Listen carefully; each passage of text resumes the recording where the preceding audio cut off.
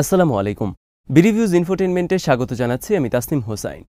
প্রথমবারের মতো ইসরায়েলের অভ্যন্তরে হাইপারসনিক মিসাইল হামলা, যা ইসরায়েল তো বটেই, তার পশ্চিমা মিত্রদেরও হতভম্ব করে দিয়েছে। সংশ্লিষ্টরা মনে করছেন সমরাষ্ট্রে হুথিদের এই অগ্রগতি আগামী দিনে মধ্যপ্রাচ্যে ক্ষমতার ভারসাম্য রক্ষায় গুরুত্বপূর্ণ ভূমিকা রাখবে। বিস্তারিত থাকছে রওশন আলমের প্রতিবেদনে।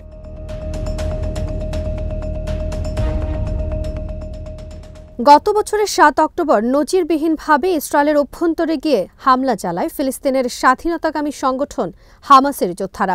ওই দিন থেকেই অবরুদ্ধ গাজায় আগ্রাসন শুরু করে দখলদার ইসরায়েল। কুখ্যাত ইসরায়েলি বাহিনীর হামলা এতটাই ব্যাপক ও নৃশংস যে তা বিশ্ব বিবেককে নাড়িয়ে দিয়েছে।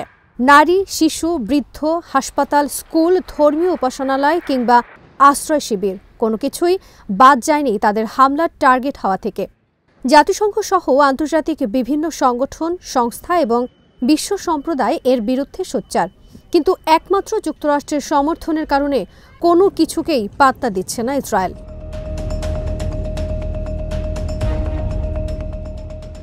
স্বাভাবিক কারণেই নিরীহ ফিলিস্তিনিদের পাশে দাঁড়িয়েছে ইয়েমেনের হুথি ও লেবাননের হিজবুল্লাহ।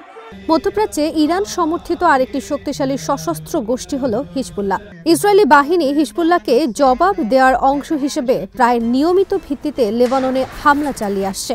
সম্প্রতি ইসরায়েলের প্রধানমন্ত্রী নেতানিয়াহু শত্রু ভূখণ্ড, বিশেষ করে লেবাননে বৃহত্তর পরিসরে অভিযান চালানোর ঘোষণা দেন। তার এমন ভয়ঙ্কর ঘোষণার পর ইসরায়েলি ভূখণ্ডে হামলা বাড়িয়ে দেয় হিজবুল্লাহ ও হুথি। এরই ধারাবাহিকতায় গত 15 সেপ্টেম্বর প্রথমবারের মতো ইসরায়েলের রাজধানী তেল আবিবের কাছাকাছি হাইপারসনিক মিসাইল নিক্ষেপ করে হুথি বাহিনী।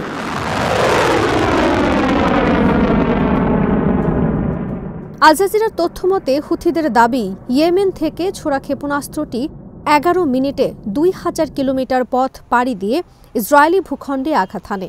যদিও এতে ক্ষয়ক্ষতির বিষয় নিয়ে পরস্পর বিরোধী দাবি করা হয়েছে, তবে এটি হাইপারসনিক মিসাইল কিনা তা নিয়ে শুরুতেই বিতর্ক সৃষ্টি করে ইসরায়েল। স্থানীয় গণমাধ্যমগুলো ইসরায়েলি কর্মকর্তাদের বরাত দিয়ে বোঝানোর চেষ্টা করে যে এটি হাইপারসনিক ক্যাটাগরির মিসাইল নয়। আল্লাহু আকবার, আল মাউত লিআমেরিকা, আল মাউত লিইসরায়েল, আল লা'নাতু আলাল ইয়াহুদ, আন নাসর লিল ইসলাম। খোদ মার্কিন গণমাধ্যম সামরিক বিশেষজ্ঞদের বরাত দিয়ে জানিয়েছে হুথিদের ছোড়া missile hypersonic. Business insider hypersonic লেখা সেই ক্ষেপণাস্ত্রের ছবি প্রকাশ করেছে। একই সঙ্গে প্রভাবশালী সংবাদমাধ্যমটি বলেছে, এই ঘটনা হুথিদের সমরাস্ত্র উন্নয়নে আরও উৎসাহ যোগাবে। আয়রন ডোম আকাশ প্রতিরক্ষা ব্যবস্থা ইসরায়েলের গর্বের বিষয়, কিন্তু সেটাকে পরাস্ত করে ইসরায়েলি ভূখণ্ডে মিসাইল হামলা চালানোয় হুথি প্রধান আব্দুল মালিককে অভিনন্দন জানিয়েছেন হামাসের শীর্ষ নেতা ইয়াহিয়া সিনওয়ার।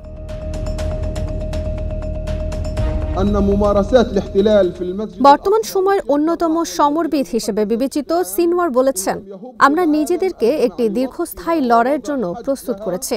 ফিলিস্তিন, ইরাক, লেবানন এবং ইয়েমেনে আমাদের সম্মিলিত শক্তি শত্রুকে পরাজিত করবে।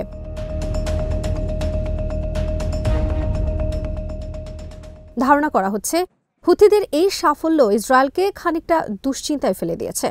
এছাড়া হুথিদের হাইপারসনিক ক্ষেপণাস্ত্র গোটা মধ্যপ্রাচ্যের দৃশ্যপট পাল্টে দিতে ভূমিকা রাখতে পারে।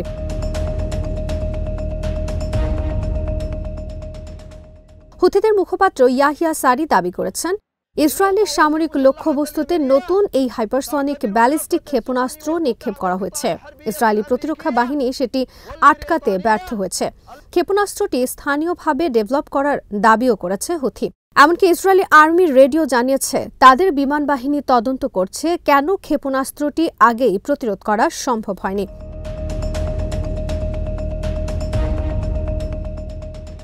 অবশ্য ইয়েমেন থেকে ইসরায়েলি এটি প্রথম হামলা নয়। এর আগে গত 10 জুলাই ইয়াফা নামক একটি ইয়েমেনি ড্রোন ইসরায়েলের ইলাদ শহরে আঘাত হানে। সেটিও প্রায় 2000 কিলোমিটার পথ পাড়ি দিয়েছিল। তবে সর্বশেষ ক্ষেপণাস্ত্রটি ছিল একেবারেই ভিন্ন। এটি সত্যিই এক গুরুত্বপূর্ণ অপারেশন হিসেবে প্রমাণিত হয়েছে।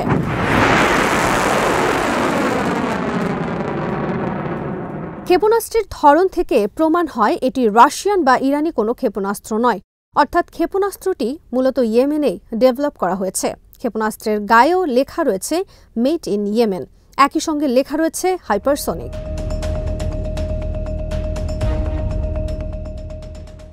ইসরায়েলের কমপক্ষে 3টি প্রধান শক্তিশালী প্রতিরক্ষা ব্যবস্থাকে এটি পরাস্ত করেছে। এছাড়া লোহিত সাগরে মার্কিন নৌবাহিনী এবং মধ্যপ্রাচ্য জুড়ে যুক্তরাষ্ট্রের নেতৃত্বাধীন সামরিক উপস্থিতি ও ইসরায়েলের আকাশ প্রতিরক্ষা ব্যবস্থা কোনো কিছুই এই ক্ষেপণাস্ত্রকে প্রতিহত করতে পারেনি।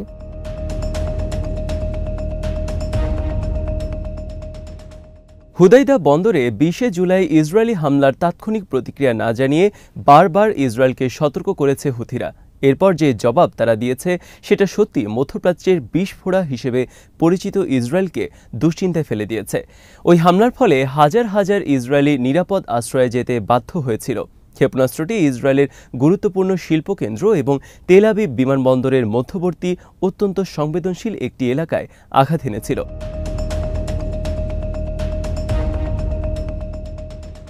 শুরু থেকেই ইসরায়েলি সামরিক বাহিনী এই হামলার ক্ষয়ক্ষতি আড়াল করার চেষ্টা করে, মিথ্যা প্রয়াস চালিয়েছে। কিন্তু তা সত্ত্বেও যেটুকু ফাঁস হয়েছে সেটা থেকে বড় ধরনের ক্ষয়ক্ষতির শঙ্কাই প্রকাশ করেছেন সামরিক বিশ্লেষকরা।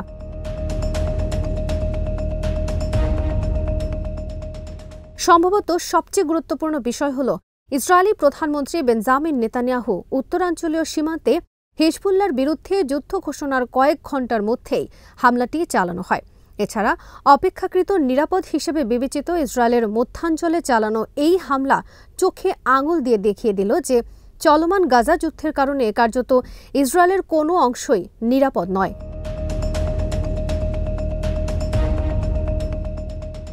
ইসরায়েলের প্রভাবশালী সংবাদ মাধ্যম টাইমস অফ ইসরায়েল এক বিশ্লেষণে বলেছে, হুথির ক্ষেপণাস্ত্র হামলাটি ছিল ইসরায়েলের বিরুদ্ধে ইরানের সামগ্রিক যুদ্ধের অংশ এবং ইসরায়েলের বিরুদ্ধে ইরান এই অঞ্চলে যেসব প্রক্সি ব্যবহার করে এটি তারই অংশ, যা শুরু হয়েছে 7 অক্টোবর হামাসের হামলার মধ্য দিয়ে।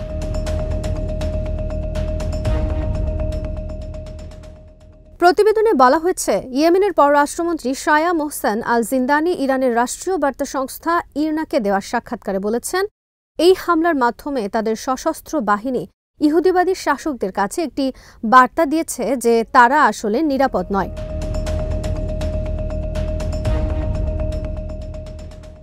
ইরান সম্ভবত ইসরায়েলের বিরুদ্ধে ব্যালিস্টিক ক্ষেপণাস্ত্রের মতো আরও অন্যান্য অত্যাধুনিক সমরাস্ত্র পরীক্ষার জন্য হুথিদের ব্যবহার করছে। অর্থাৎ হুথিরা হল ইরানের অস্ত্র পরীক্ষার ক্ষেত্র। যেমন 2020-21 সালে ইরান প্রথম হুথিদের কাছে শাহেদ ড্রোন রপ্তানি করে। সফলতা পাওয়ায় 2022 সালে ইউক্রেনের বিরুদ্ধে ব্যবহারের জন্য সেই অস্ত্র রাশিয়াকে দেয় তেহরান।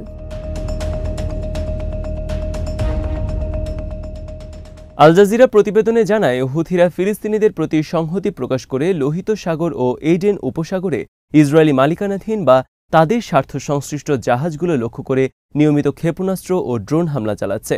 টাইমস অফ ইসরায়েল লিখেছে, গত 11 মাসে ইসরায়েলে 220টিরও বেশি ব্যালিস্টিক ক্ষেপণাস্ত্র, ক্রুজ ক্ষেপণাস্ত্র ও ড্রোন ছুড়েছে হুথিরা। তবে সর্বশেষ ক্ষেপণাস্ত্র নিক্ষেপ অতীতের যে কোনো হামলার চেয়ে গভীরতর আঘাত, কারণ এতে ক্ষয়ক্ষতির পাশাপাশি প্রথমবারের মতো একজন ইসরায়েলি প্রাণ হারিয়েছে।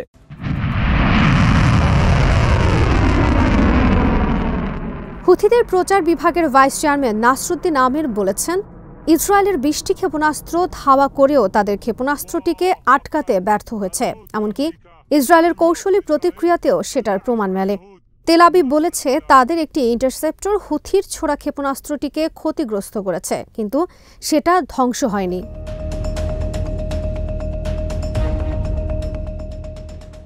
যুক্তরাষ্ট্রের ভার্জিনিয়া ভিত্তিক নাভান্তি গ্রুপের মধ্যপ্রাচ্য বিষয়ক জ্যেষ্ঠ বিশ্লেষক মোহাম্মদ আল বাশা আল জাজিরাকে বলেছেন, এটি ইসরায়েলি হুথিদের সবচেয়ে গভীরতম ক্ষেপণাস্ত্র হামলা। তার মধ্যে রাজনৈতিক এবং কৌশলগত দৃষ্টিকোণ থেকে দেখলে এর গুরুত্ব অনেক, কারণ সীমান্ত সংযোগ না থাকা সত্ত্বেও 2000 কিলোমিটার পাড়ি দিয়ে হুথিদের ছোড়া ক্ষেপণাস্ত্র মধ্য ইসরায়েলে আঘাত হানার অর্থ হল ইরানের সমর্থনে ক্ষেপণাস্ত্র ও ড্রোন প্রযুক্তিতে ব্যাপক অগ্রগতি অর্জন করছে মধ্যপ্রাচ্যের কেন্দ্রে থাকা সশস্ত্র গ্রুপটি।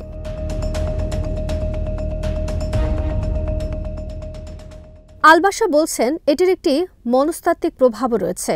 সেটি হল এর মাধ্যমে ইসরায়েলের আয়রন ডোম, ডেভিড স্লিং এবং আরও এয়ার ডিফেন্স সিস্টেমের সম্ভাব্য দুর্বলতা প্রকাশ পায়। তাছাড়া এটি এই অঞ্চলে একটি ক্রমবর্ধমান সামরিক শক্তি হিসেবে হুথিদের অবস্থানকে আরও দৃঢ় করবে, মনে করেন মধ্যপ্রাচ্য বিষয়ক এই গবেষক।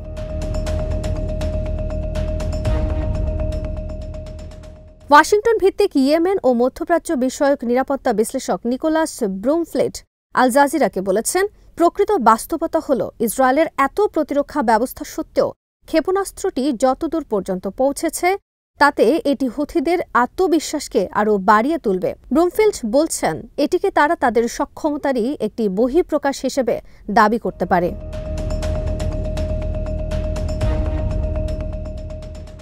আজ এখানেই শেষ করছি। সমরাষ্ট্র, প্রতিরক্ষা এবং কূটনীতির নানা তথ্য জানতে চোখ রাখুন বিডি ভিউজ ইনফোটেইনমেন্টে।